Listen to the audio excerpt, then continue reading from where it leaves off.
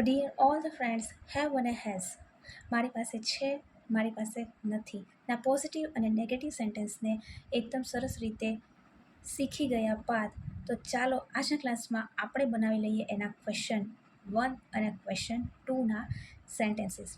કે શું તમારી પાસે ટાઈમ છે, પૈસા છે, કે તમારી પાસે શું છે?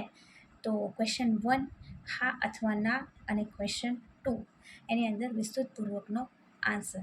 તો એ સેન્ટેન્સીસને આપણે જલ્દીથી બનાવી લઈએ. ફર્સ્ટ સેન્ટેન્સ આપણું એ છે કે શું તમારી પાસે સમય છે?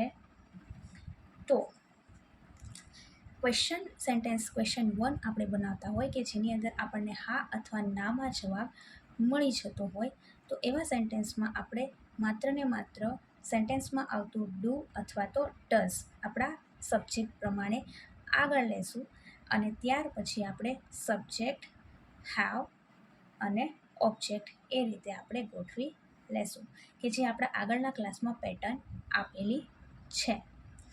શું તમારી પાસે સમય છે? તો તમારી એટલે તમે, સામેવાળી વ્યક્તિ એટલે થશે યુ. યુની સાથે આવે છે ડુ, તો ડુ આપણું સેન્ટેન્સમાં શરૂઆતમાં આવશે.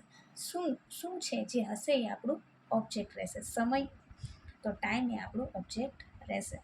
Do you have time? Do you have time? શું તમારી પાસે સમય છે? તો એ રીતે આપણું સેન્ટેન્સ બનશે. તો ચાલો આપણે એને લખી લઈએ. Do you have time?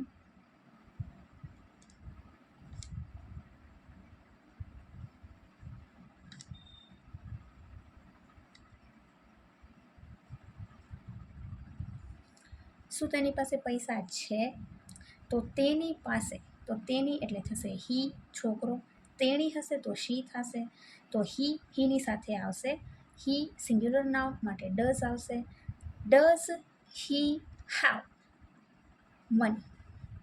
Does he have money?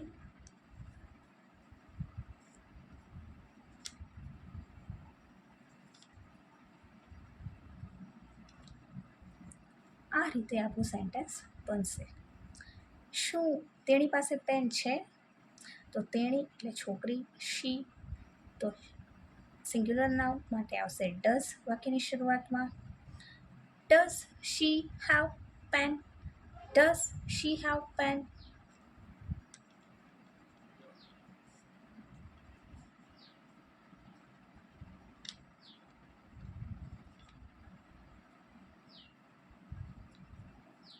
આ રીતે આપણું સેન્ટેન્સ બનશે. કશું જ નથી કરવાનું. સેન્ટેન્સમાં જે પોઝિટિવ સેન્ટેન્સમાં આપણું જે નેગેટિવ સેન્ટેન્સ આપણે બનાવતા હતા એની અંદર આપણે ડુ ડઝ જે રાખતા હતા એ ડુ ડઝને સેન્ટેન્સની શરૂઆતમાં રાખવાનું છે. બાકીની sentence pattern same to same રાખી દેવાની છે. શું આપણી પાસે કાંઈ છે? તો આપણી પાસે, આપણી એટલે વી પ્લુરલ ફોર્મ ડુ આવશે. Do we have anything? શું આપણી પાસે કાંઈ છે? Do we have anything?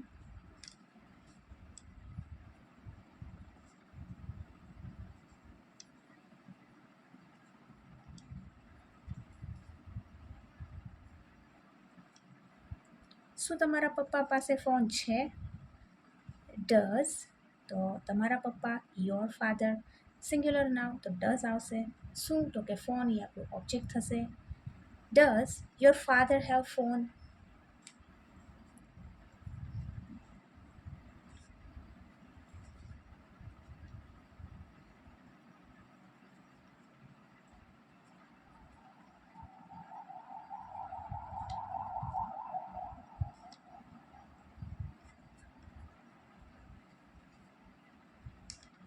તો આ રીતે આપણું સેન્ટેન્સ બનશે. WH ક્વેશ્ચન્સમાં નથિંગ ન્યૂ, કાંઈ પણ નવું નથી. શું કરવાનું છે કે સેમ ટુ સેમ તમે જે ક્વેશ્ચન 1 બનાવ્યું એવું તો બનાવવાનું જ રહેશે, પણ એક જ વસ્તુ કરવાની કે જે WH વર્ડ તમારા સેન્ટેન્સમાં આવે છે એને વાક્યની શરૂઆતમાં રાખી દેવાનું છે. ક્વેશ્ચન 1 અને આગળ WH વર્ડ જે આવતો હોય એ તો બની જશે આપણું ક્વેશ્ચન 2, WH ક્વેશ્ચન્સ. તમારી પાસે શું છે? તો શું એટલે થશે વોટ. તો વોટ જે છે WH વર્ડ છે જે સેન્ટેન્સની શરૂઆતમાં આવી જશે. અને પછી same to same question 1. What do you have? What do you have? તમારી પાસે શું છે? તો આ રીતે આપણું સેન્ટેન્સ બનશે. What do you have? What do you have? તમારા પપ્પા પાસે કઈ કાર છે? તો જે સેન્ટેન્સીસ આપણે ક્વેશ્ચન 2માં બનાવ્યા હતા તો એમાં મેં ખાસ કહેલું મારા ઓફલાઈન ક્લાસીસમાં કે how many, how much, which અને હુઝ. જ્યારે WH ક્વેશ્ચન એ હોય ત્યારે ઓબ્જેક્ટ જે છે એની સાથે રહેશે. કઈ કાર? તો વિચ કાર એવું સાથે આવશે. Which car does your father have? તો એ રીતે આપણું સેન્ટેન્સ બનશે.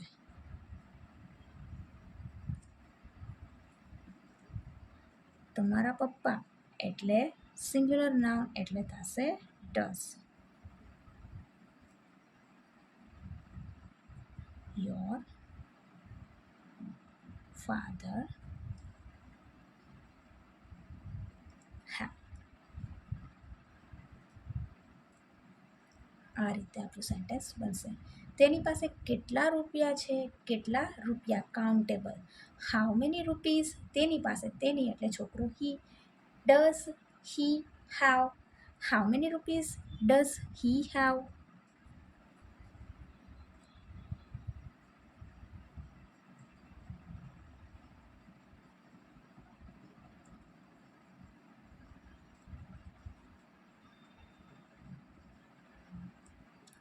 આ રીતે આપણું સેન્ટેન્સ બનશે. તમારી પાસે કોનો ફોન છે? કોનો ફોન? કોના, કયા વ્યક્તિનો? Whose phone. Whose phone. તમારી પાસે એટલે યુની સાથે આવશે plural form. Do whose phone do you have?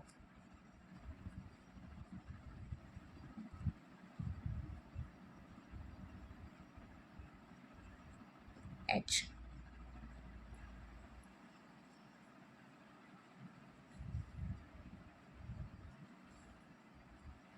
Whose phone do you have?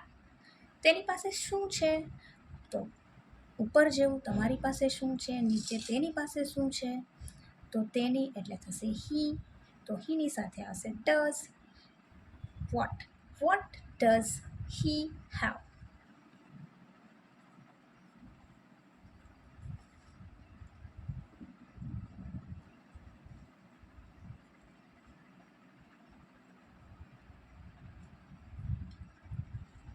તો આ રીતે આપણે બનશે આપણા ક્વેશ્ચન 1 અને ક્વેશ્ચન 2ના સેન્ટેન્સીસ. તો આ હતો આપણો આજનો નાનકડો એવો ક્લાસ.